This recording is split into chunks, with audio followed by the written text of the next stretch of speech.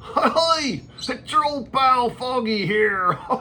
Oh yeah, this is the last episode 8 of the puppet build. Yeah, so if you didn't watch the other ones, yeah, you gotta go back and watch those first. Yeah, this is a build here of a Foggy clone. That's right. Oh man, cloning Foggy. I don't like that too much, but anyway, we're doing it. Oh yeah, it's my stunt double. We'll just call it that, right? That sounds better. Yeah, Foggy needs a stunt double. He's looking pretty good. I don't know if he matches exactly, but you know, it's probably good enough, you know. I don't know. May have to make another one too. I don't know. Maybe need a bunch of Foggies. Oh no, man, that's not true.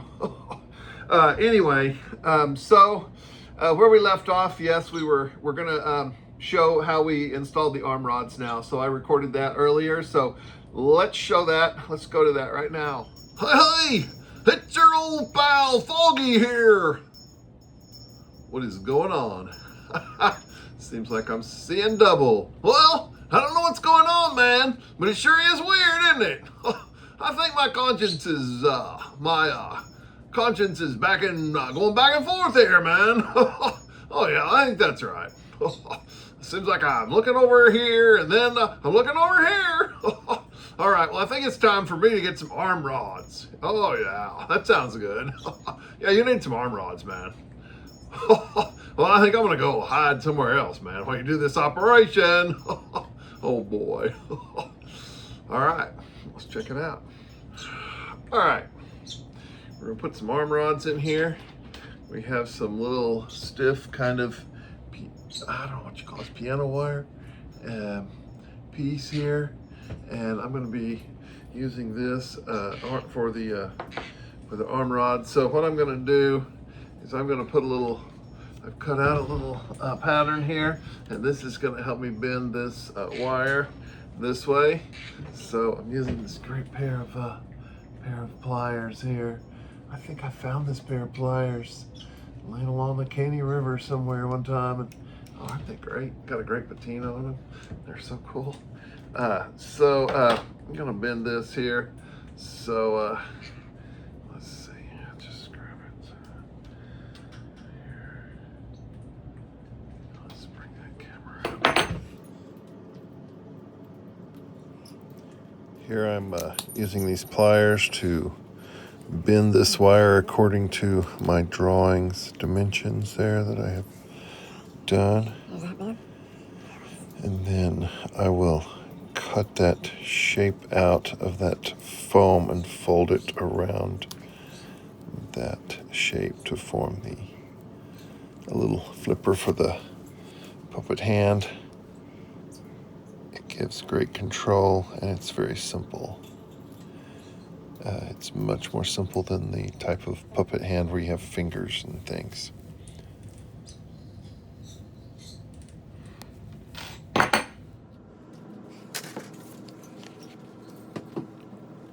I'm cutting out that sticky back craft foam. You can buy packs of this at most stores, Walmart, stores like that have it. You can also order it. So here I just peel the sticky off of it and fold it around to itself. It becomes very sticky, and it sticks to itself with a lot of strength, and it won't have any real pressure for it to open up again once it's inside there anyway, so it won't come apart.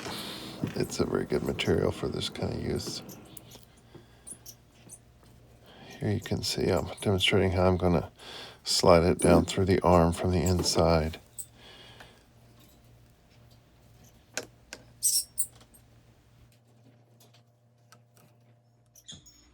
All right, now I'm ready to attempt to put this arm rod up through here. This is why I leave these open in here. So I'm going to take this end and put it up in here and guide it into the arm. It's getting stuck. Guide it into the arm. Here it comes. It's coming. It's coming along. There it is. It's in the arm, and now I need to make it I need to decide where it needs to exit the bottom of the arm, like right here at the wrist. So I'm gonna find a spot and line it up there. That's probably about exactly right. Poke it through. There it comes. I've got to drag this thing up through this arm and hope it doesn't get stuck, because it gets tight right in here. Here it goes. Okay, and then turn it, and that's perfect. Now I have control of that. This is a lighter weight rod. It's very springy. You can see how much flex it has in it.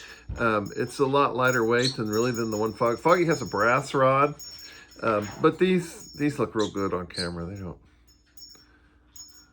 They kind of darken over time, and they just look good. So, and I don't mind. If you want to pick something up that's heavy with your puppet, it's not going to be great. I could put a magnet in here. I could have added a magnet on the side of here. I could have glued a magnet to here, but then I'd have a magnet permanently in there, and I might not want that. But you can do a lot with magnets. So now the next step will be to put the wooden dowel on the end of here. So we're going to head out to the shop and do that.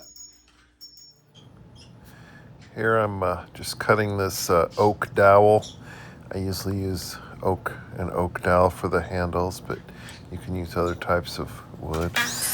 You can cut this with a handsaw or something too. You don't have to use a miter saw like I am here, but I just cut them long enough for my hands.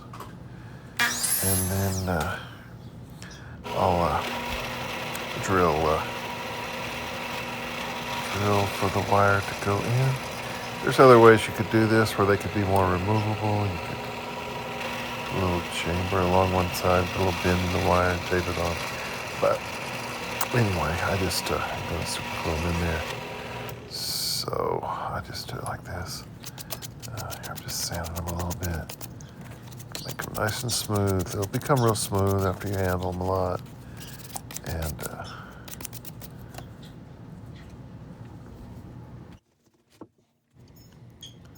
so here I'm just super gluing. I'm roughing up the wire a little bit so it'll hold, the super glue will hold it better. I don't think it's necessary, but anyway, I'm just gonna coat that end of that with a little of that super glue there, super glue gel, and then I'll hit it with a little accelerant to get it to set real quick. It just reddened it out a little bit.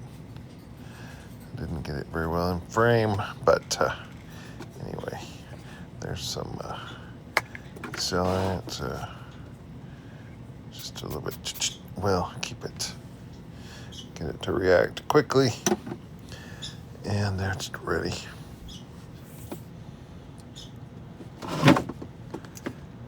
Just demonstrate a little bit how it works. There's how it works. You can just roll it so easy. It's great to use.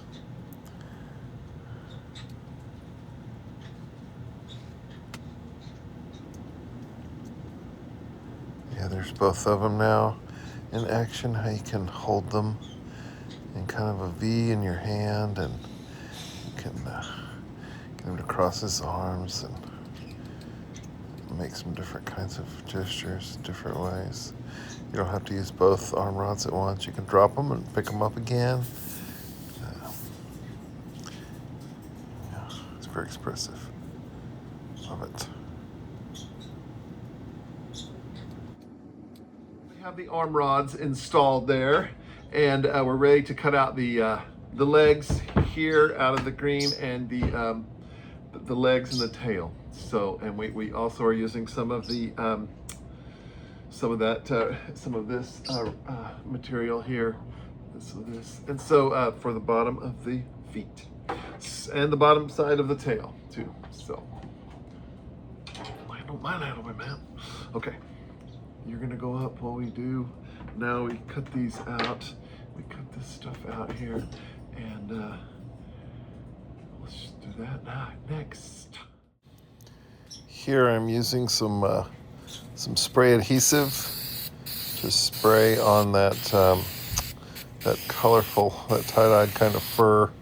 It's hard to work with. It's hard to sew, and so I am backing it with some fleece here. So here you can see me putting it together, and yeah, that'll hold. So it'll help sewing it together. Yeah.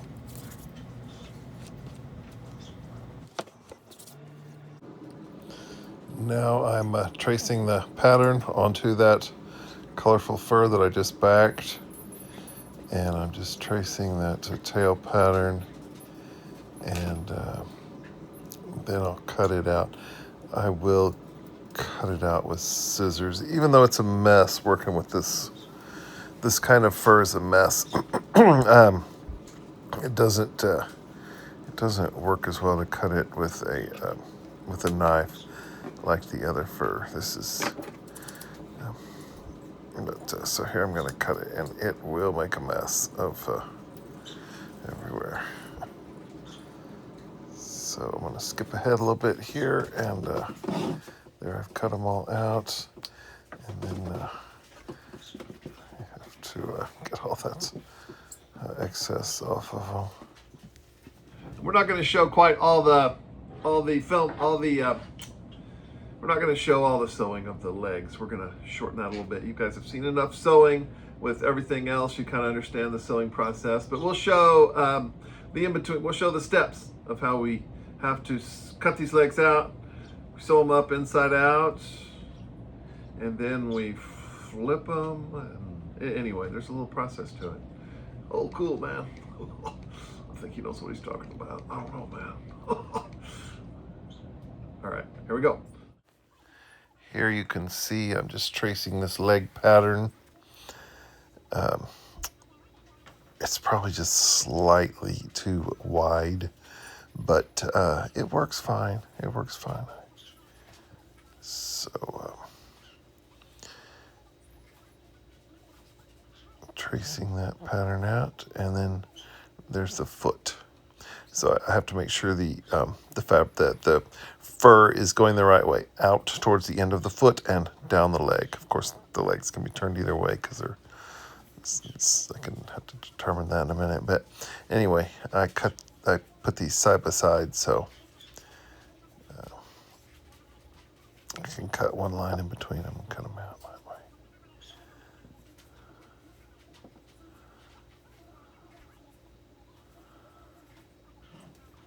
So next, there's that knife. Pop it out and start cutting. You have to make sure you have, again, a very sharp blade.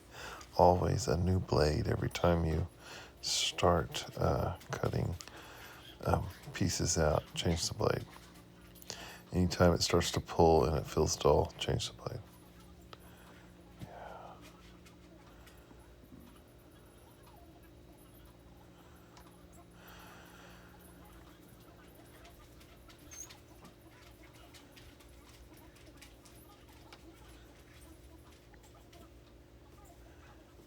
Done with that piece. I think we still have to get the tail out, maybe. Out of the green, the top of the tail has the bright colored stuff on the underside.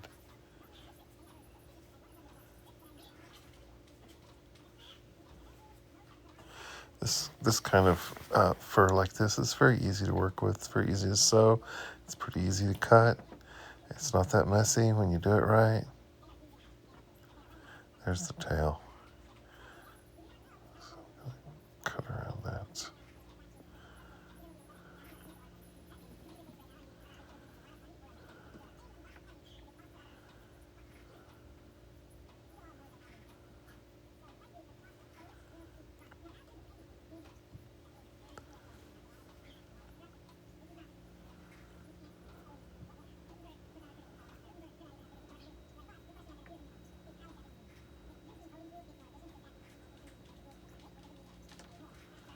There's that piece out.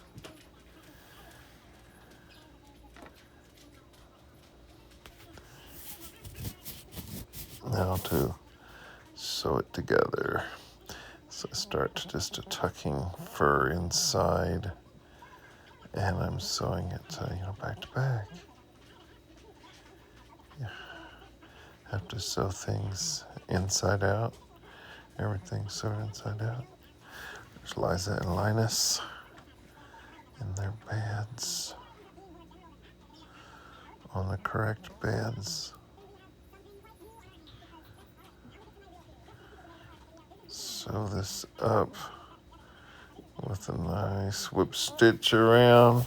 Like I say, if you run one direction with a whip stitch and then you head back and go over those stitches, you'll make a series of little X's. So sometimes I do this a little bit looser and then I come back over it and make those X stitches, and I think it's really strong.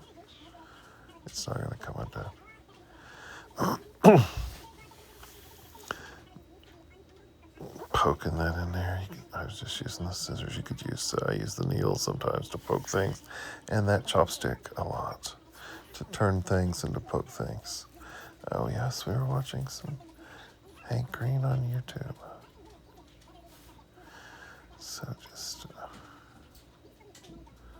sewing.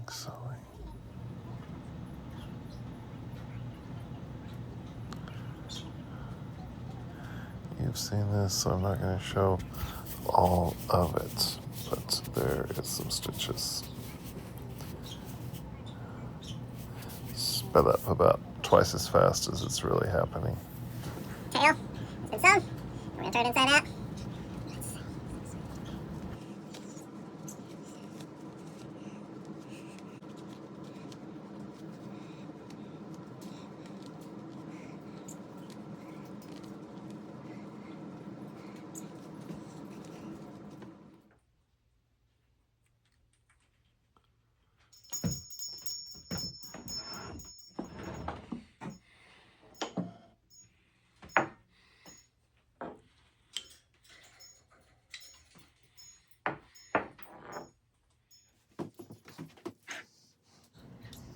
Here I'm just figuring out exactly where I need the tail to go.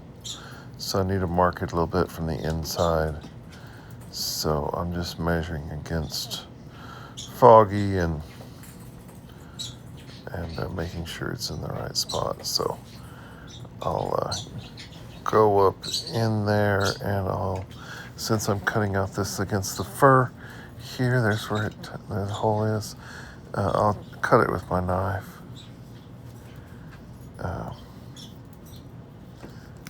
The knife, does less damage. It only cuts through the backing and doesn't cut through the fibers. That it preserves the fibers around the cut. So if you cut it with scissors, you'd be cutting through everything. So delicately cut it with the knife. Yeah, here I go to cut it. I was still drawing it. Okay, now I'm cutting it. And shoop.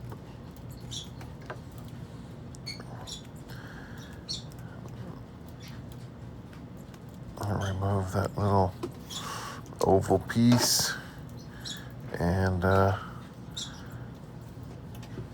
pop the tail up inside there in the correct orientation. Always check your orientation. Always make sure it's facing the right way before you stitch it in. Have I ever stitched one in backwards? Well, possibly. Have I ever stitched something wrong? Did I do it tonight? Possibly. I'll never tell. Okay. Yes, I make lots of mistakes. But this happens to be correct here, the way I'm showing it on the video.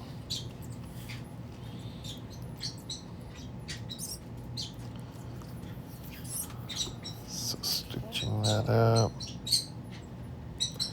My needle. I will use the same needle for a long time sometimes. Sewing these hand puppets, I might use the same needle for months and months and months. And eventually it'll usually break, but I can keep one sometimes going for a year, depending, I guess. But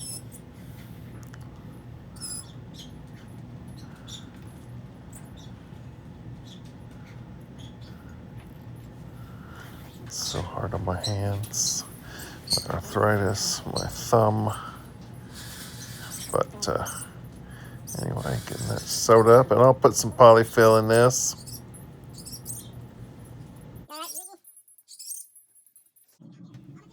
Here I'm stuffing some polyfill up in that tail.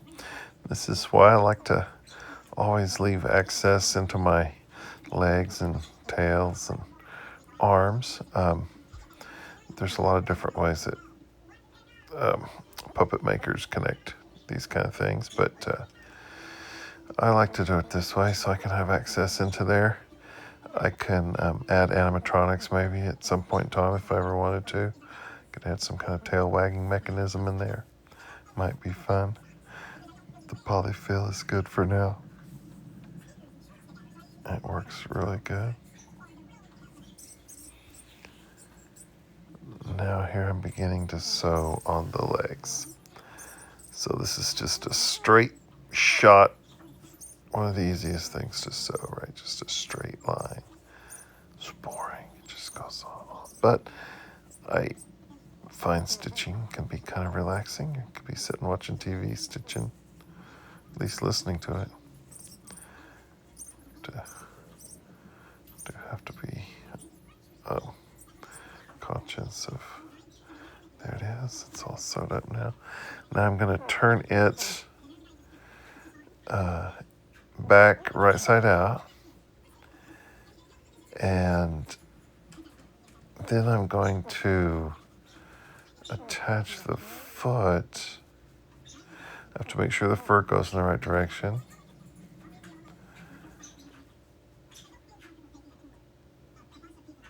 And so I'm going to line that up. I will sew that pleat first on the end of the foot, but it doesn't matter what order you really do that in. But this has to be right side out, and then you're kind of sewing from the inside of the end of the tube. And so you're still sewing right side to right side. So yeah, it has to go over it like that. So then you're sewing around it. And then after you get it sewed on and all sewn up, it has to be, the whole leg has to be reversed again, and the bottom of the foot has to be sewn on, and then it has to be turned back right side out again. So there's a order of operations that these things have to be performed in, or it won't work. It's fun figuring out a little puzzle like that.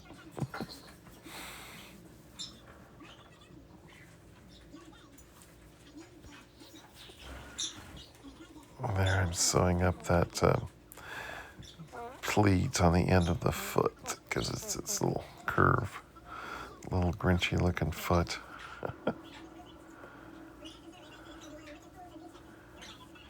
Now I'm lining that up and gonna stitch that foot onto that leg.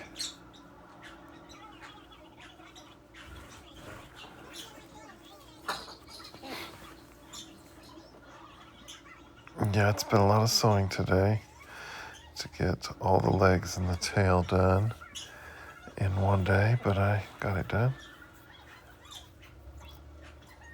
Tomorrow there'll be another Travels with Foggy, possibly going to Tulsa. Fun one. Okay, the foot is now sewn together. It was sewn inside here and up the back here like that. And now it is right side out here, but in order to put the bottom of the foot on here, like this, I will turn this, I'll have to turn this inside out and then sew it on and then turn it back the correct way and then sew it onto the puppet. So I do put some stuffing in these too. Well, actually the leg gets some pieces of some blocks of EVA floor foam that allow them to move in a nice way. So, okay, so here's the foot. The foot upside down. It's like that. So now we put this piece on here like this. All right. Tuck all this in. Get it lined up and start sewing that. Yep. Here's the foot. We'll make two of them, turn them inside out, and then we'll put them where they go. We'll start right here, start poking it down into it.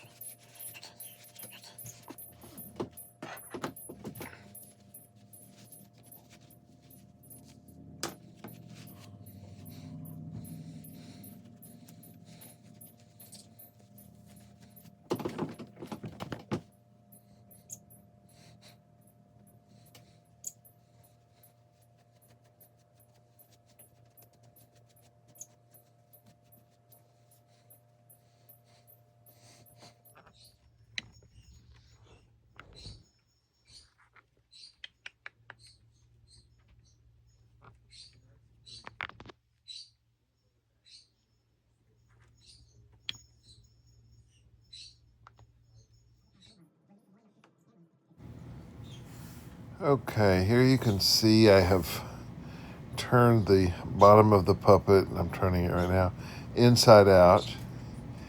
And because I have to sew everything from the inside, so I'll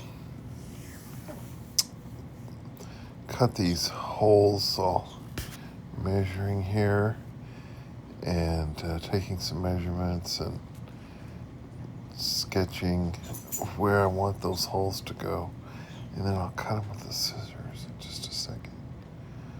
So I think you'll see that being cut in the next section here. Yeah, it takes me a little while to figure out exactly where you want to cut. You have to measure several times, then you have to cut. So marking out with a permanent marker here. A lot of people prefer to use chalk or something so that it doesn't leach out or bleed over into any time into your other stuff. But I try to cut most of it off most of the time, or try to make it where it's not going to bleed through. Now, I had some separation on this material because I think at the time I put this together, I was using some older spray adhesive. So I'm going to go ahead and stitch that colorful fur onto that fleece. But I don't know if I filmed that part. But just a little extra stitching. I stitched those around before I actually put the legs in there, and then I stitched them on. So here I am figuring out which way they go and inserting them down through the hole. And you can see quite a bit of it sticking out, so I gotta pull it back to the edge. Everything has to be lined up. And that takes the longest, lining everything up. Using those little clamps, those little quilting clamps. It's just great. Sometimes I can put in a stitch, get a part of it lined up perfectly, and put in a few stitches. So now I got them both installed, and they're still floppy because they don't have the foam in them yet. And so the next step is here cutting this foam. This is like a EVA foam floor mat. So I've figured out how wide they need to be, and I'm just going to cut these out with a knife. And you can see quite a bit of it sticking out, so I'm going to cut them with a knife. stack them up, cut them out.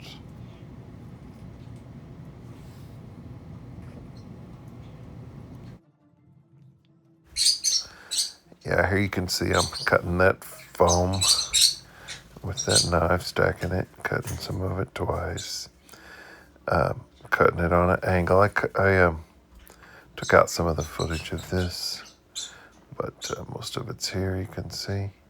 It's pretty simple to figure out.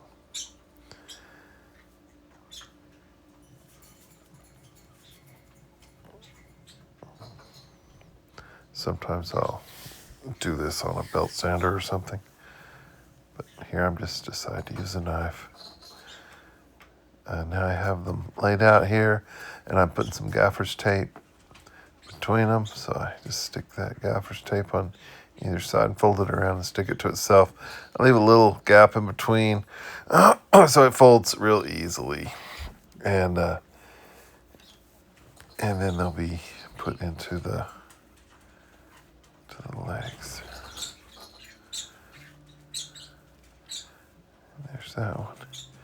It folds, and now to put them the right direction into the leg.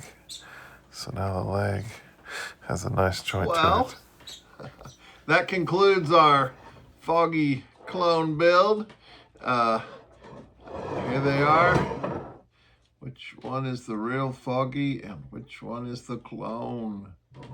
Oh my goodness. I think there's a few ways you can tell.